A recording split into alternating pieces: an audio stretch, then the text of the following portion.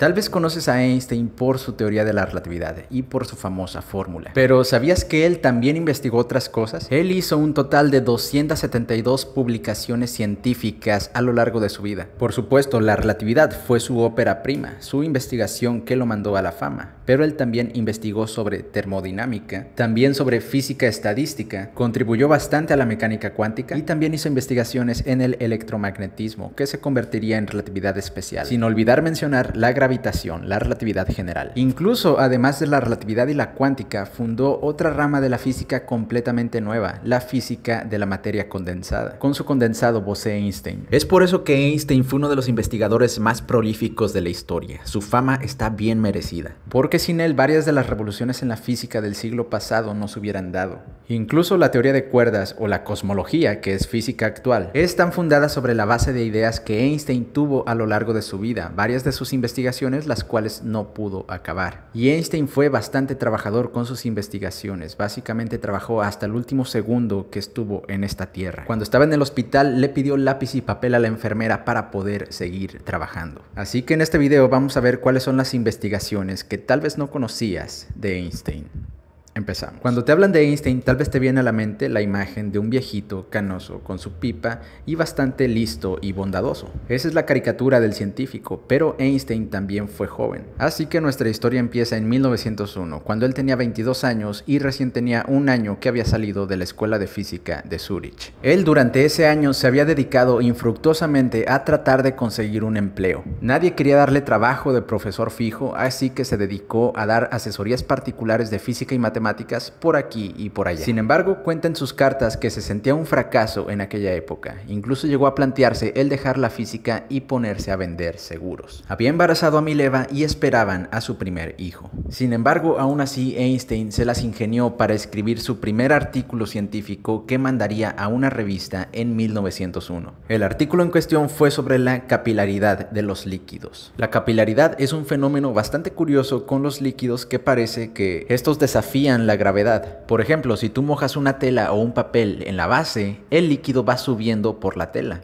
Y en realidad esto funciona con cualquier tubo estrecho, y esto hoy sabemos que es gracias a la atracción entre las moléculas. De hecho, también gracias a la capilaridad es como las plantas pueden obtener agua. Einstein lo que hizo en su primer artículo, que se llamó Conclusiones que se obtienen a partir del fenómeno de la capilaridad, fue proponer que entre las moléculas existía una fuerza análoga a la fuerza de la gravitación. Estamos hablando de la fuerza de la gravitación newtoniana. Así Einstein desarrolló las matemáticas con este nuevo potencial que él propuso y llegó a las capilaridades de varias sustancias químicas. Y así, con su nuevo potencial, él podía predecir algunas capilaridades, pero la mayoría estaban equivocadas. Su teoría era simplemente incorrecta y la fuerza entre las moléculas no se parece a la de la gravedad. Sin embargo, el primer intento casi nunca le sale bien a nadie, y ese fue su primer intento en el mundo de las publicaciones científicas. El año después, en 1902, ya había nacido la primer hija de Einstein, una niña llamada Lisette. Sin embargo, esta falleció unos pocos meses después debido a una enfermedad. Einstein en enero de ese año publicaría el que sería su segundo artículo científico con ayuda de Mileva, el cual se llamó Sobre la teoría termodinámica tras la diferencia de potencial entre metales y disoluciones completamente disociadas de sus sales y sobre un método eléctrico para estudiar las fuerzas moleculares. Se cree que sí, que Mileva ayudó a Einstein a revisar las matemáticas de sus primeros artículos y probablemente aportando ideas también. Sin embargo, ella no figura como coautora en ninguno de estos.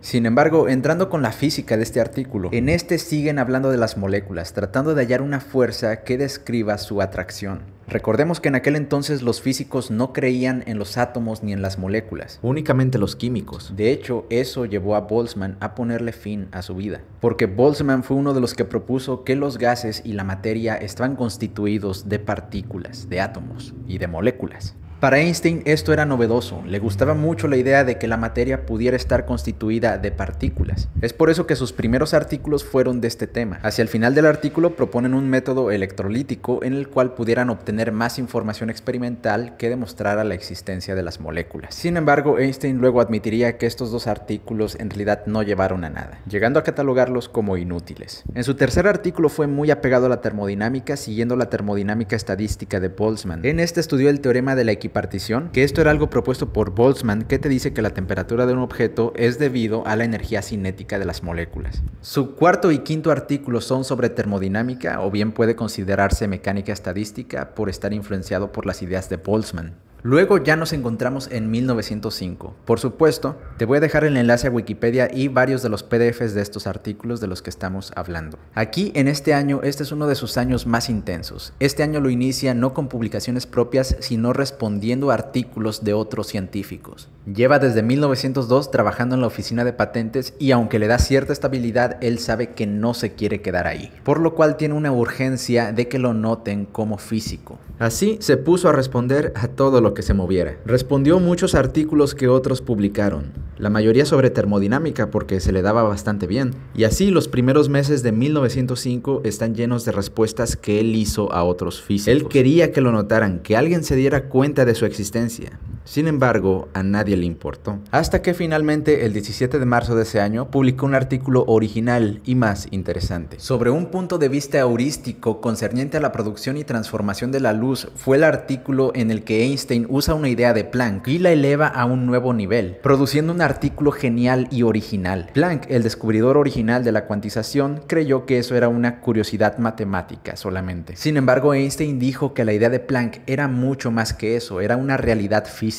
En este artículo, Einstein dice que la luz está cuantizada en pequeños paquetes discretos de energía, lo que hoy llamamos fotones. Y con eso Einstein explica uno de los experimentos que no tenían explicación en aquella época: el efecto fotoeléctrico de Philipp Lenard, que es que cuando iluminas una placa de metal con fotones, estos sueltan electrones, produciendo electricidad.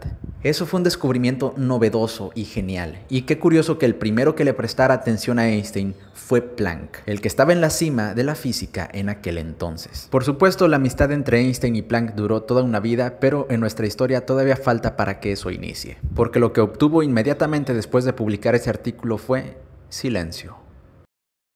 Nada pasó en los primeros meses.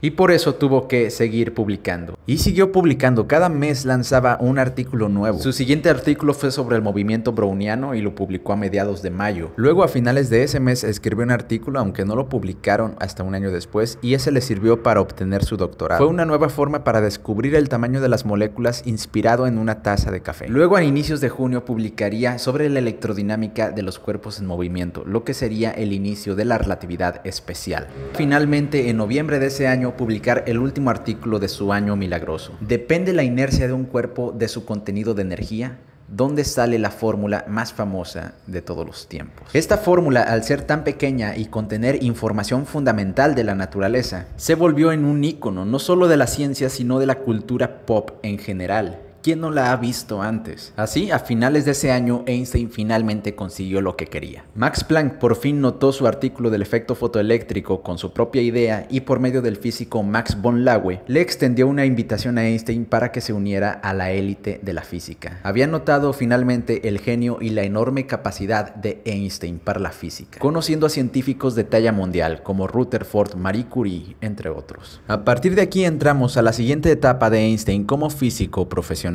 Y si tú como él también quieres convertirte en un físico y como muchos otros como Oppenheimer, Feynman, Dirac o Hans Bethe, entonces te invito a mi grupo en Telegram donde todos los días les mando información como esta de la historia de la física, también memes, curiosidades y uno que otro tutorial. Si estás en el camino de la física, esta es una excelente manera de seguir aprendiendo y es gratis. Te dejo el link en los comentarios o bien puedes escanear este código QR con tu celular. Nos vemos por allá, futuros físicos. Volvemos. Estamos en la época en la que Einstein ya tiene trabajo estable. Gracias a que su fama crecía, le ofrecieron un puesto de profesor en la Universidad de Berna, en Suiza. También con su nuevo sueldo se pudo permitir un apartamento más grande y vivir una vida más cómoda junto a su esposa, porque ya tenía dos hijos, Hans y Edward Einstein. A Hans, que nació en 1904, lo quería bastante y solía jugar con trenes de madera con él, imaginándose que iban a velocidades cercanas a la de la luz. A Edward, que nació en 1910, Einstein también lo quería, sin embargo fue más bien como un padre ausente, para él, porque Einstein era cada vez más importante y estaba ocupado con cuestiones académicas. Por su parte, Mileva estaba siendo relegada a una simple ama de casa, cuando ella misma también tuvo el sueño de convertirse en una física. Eso hizo que la situación en casa fuera complicada, por lo que Einstein comenzó a pasar cada vez más tiempo fuera de ella y mejor con sus compas físicos. Y cuando estaba en casa, estaba sumido en su trabajo, ya que comenzaría una de las etapas más importantes de su carrera. Tenía la titánica tarea de generalizar la relatividad. Verás, todo esto de los trenes en movimiento a velocidades altísimas, que fue la relatividad especial, solo funcionaba para los marcos de referencia inerciales. Dicho de otra manera, no contienen la gravedad. Su primera teoría de la relatividad no contenía la gravedad, entonces comenzó a trabajar en una teoría relativista que sí la contuviera. Entonces a Einstein un día se le ocurrió una idea clave, que él describiría como la idea más feliz de su vida. ¿Qué pasaría si estás en un ascensor y de repente se cortan los cables que lo sostienen? Entonces empezarías a caer libremente con el ascensor, y para ti en tu marco de referencia no existiría la gravedad. Este es el llamado principio de equivalencia de Einstein, que te dice que lo que nosotros experimentamos como gravedad sería exactamente lo mismo que experimentaría otra persona que está en un marco de referencia acelerado. Y así, después de cientos de intentos fallidos y fracasos porque tenía que aprender matemáticas nuevas, los tensores y la geometría de Riemann, finalmente publica en noviembre de 1915 las ecuaciones de campo de la gravitación. Este es un artículo legendario en el cual vienen por primera vez las ecuaciones de campo de Einstein, las cuales explican la gravedad, y fue capaz de destronar a Newton como el amo de la gravitación. Con estas, Einstein explicó el movimiento anómalo de Mercurio que rotaba su órbita, y se cuenta que después de descubrir eso estuvo tan feliz que estuvo semanas en júbilo.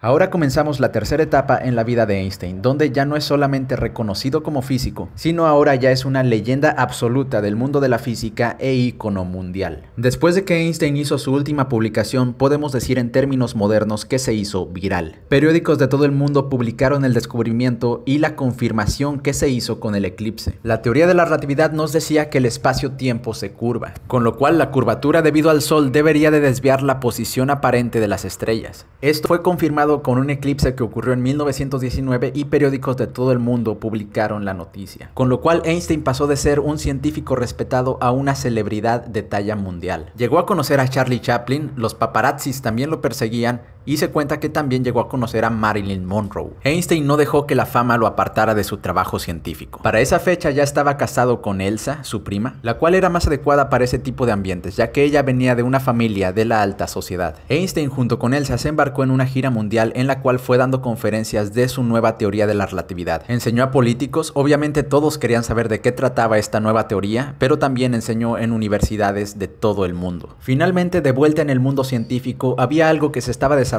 y que era importante debatir: la mecánica cuántica. A Einstein no le gustaba el rumbo que estaba tomando. Él debatió con Bohr en innumerables ocasiones, siendo Bohr obviamente uno de los mayores exponentes en la cuántica. A veces ganaba Einstein, a veces ganaba Bohr. Fue en estos encuentros donde salió la famosa frase "Dios no juega a los dados", refiriéndose a Einstein, que no creía que las probabilidades que manejaban en la cuántica fueran una característica fundamental de la naturaleza, sino que debía de haber otra teoría determinista más fundamental que la mecánica cuántica. A lo que Bohr le respondía: "No le digas a Dios lo que tiene que hacer con sus dados", refiriéndose a que Bohr sí creía que la naturaleza fuera probabilística. Así, el último de sus icónicos artículos lo podemos encontrar cuando él ya estaba en Estados Unidos. Escrito en conjunto con Nathan Rosen y Boris Podolsky, en 1935 surge un artículo en crítica a la mecánica cuántica. ¿Puede considerarse completa la descripción de la realidad física de la mecánica cuántica? En este artículo, Einstein y los coautores no niegan que la mecánica cuántica ha sido exitosa. Sin embargo, en el primer párrafo te dice que cualquier intento de teoría física debe de corresponder con una realidad física. O sea, hay que diferenciar entre la conceptual de una teoría y preguntarse si corresponde con la realidad. En ese sentido, uno debe de preguntarse si la teoría es correcta y si la descripción de la teoría es completa. En este artículo ellos dieron su explicación de por qué creían que debía existir una teoría más completa con variables ocultas, una teoría que fuera más fundamental que la mecánica cuántica. Y dejaron la pregunta abierta con una paradoja que ocurría en la mecánica cuántica que según ellos invalidaba que ésta fuera completa. La paradoja de Einstein-Podolsky-Rosen, o también llamado entrelazamiento cuántico. Esto te decía que si tú tenías un sistema cuántico, este sistema cuántico quedaba entrelazado. Si tú luego separabas partes de este sistema y lo llevabas a distancias muy grandes, separados, estos seguirían entrelazados. Y si tú medías una propiedad de una parte del sistema como el spin, La función de onda de la otra parte del sistema, que supuestamente estaba en una superposición cuántica, automáticamente colapsaba y te daba información, en este caso de su spin. La paradoja de esto es de que según la relatividad, ningún tipo de información puede viajar más rápido que la luz. Sin embargo, luego se demostró con experimentos que el entrelazamiento cuántico efectivamente pasaba. Curioso de Einstein es de que incluso cuando quiere desaprobar algo, termina haciendo descubrimientos revolucionarios. Otra cosa es de que también se demostró que una teoría de variables ocultas no sería viable, pero eso es tema para otro video. Finalmente, el último artículo que debes de conocer es aquel que se refiere a los agujeros de gusano. Este y el anterior artículo fueron publicados en The Physical Review, y estos, con su nombre más técnico, se conocen como puentes de Einstein-Rosen. En este artículo, publicado también en 1935 junto con Rosen, llamado El problema de las partículas en la teoría de la relatividad general. En este artículo dicen que a pesar de que la relatividad general ha tenido grandes éxitos, todavía tiene ciertos problemas que a Einstein no le gustaban, por ejemplo las singularidades, y se debía de buscar una forma de removerlas. Schwarzschild había encontrado un tipo de singularidad, los agujeros negros. En este artículo, Einstein y Rosen exploraron que si quitabas los agujeros negros de la teoría a pura fuerza de las matemáticas, al remover la singularidad de Schwarzschild, lo que se obtenía era esta nueva métrica para el espacio-tiempo, la cual describe dos planos que se conectan asintóticamente. Lo que se obtenía, damas y caballeros, era esto, un puente que conecta dos regiones del espacio-tiempo. Debido a este resultado, Einstein y Rosen concluyen que no saben si esto puede existir en realidad, sino que es simplemente lo que la teoría dice que pasa, y de que solamente más investigaciones de estas soluciones es lo que va a decir si la teoría es correcta o no, y de que en caso de que no lo sea, viene siendo tiempo de cambiar la teoría de la relatividad también, por una nueva teoría que describa la materia de una forma más exitosa y sin paradojas o contradicciones. Así llegamos a la cuarta y última etapa de Einstein, la vejez. La corriente principal de la física había seguido un camino diferente, investigando el átomo y la física nuclear. Los demás físicos veían a Einstein como una reliquia, alguien que fue importante en su tiempo, pero ya no era capaz de producir física nueva. Einstein, ignorándolos a todos, siguió su propio camino, investigando lo que a él le parecía el camino correcto. En la última etapa de su vida investigó, junto con Rosen también, las ondas gravitacionales, pero se embarcó también en un camino todavía más peligroso, y como casi siempre, iba solo. Intentó reformular su teoría de la relatividad general y combinarla con el electromagnetismo, la cual sería la teoría definitiva para describir la realidad. La llamaría la teoría de campo unificado. Esta teoría finalmente se desharía de las inconsistencias de la mecánica cuántica y de la relatividad también, y las uniría. De ahí viene toda la tendencia de la unificación. La teoría de campo unificado sería la teoría definitiva de la naturaleza, una teoría del todo. Finalmente sobra decir que Einstein fracasó en esa empresa. Tal vez sus planes fueron demasiado ambiciosos. Al final de su vida dedicó su tiempo también a otras cosas. Fue más amistoso con la gente. Abogó por el desarme nuclear debido a las tensiones que había entre los países. Recuperó la relación que tenía con su hijo Hans, el cual era la única familia que le quedaba.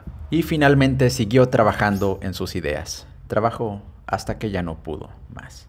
Es por eso que Einstein fue uno de mis físicos favoritos. Hizo cosas bastante interesantes.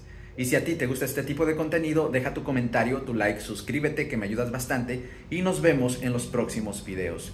También nos vemos en el grupo de Telegram, el link lo tienes en la caja de comentarios, y por ahí todos los días les estoy pasando información curiosa como esta, interesante, también memes y de vez en cuando tutoriales. Es perfecto si quieres aprender física. Yo soy Christian Black, nos vemos en el siguiente video. Chao, chao.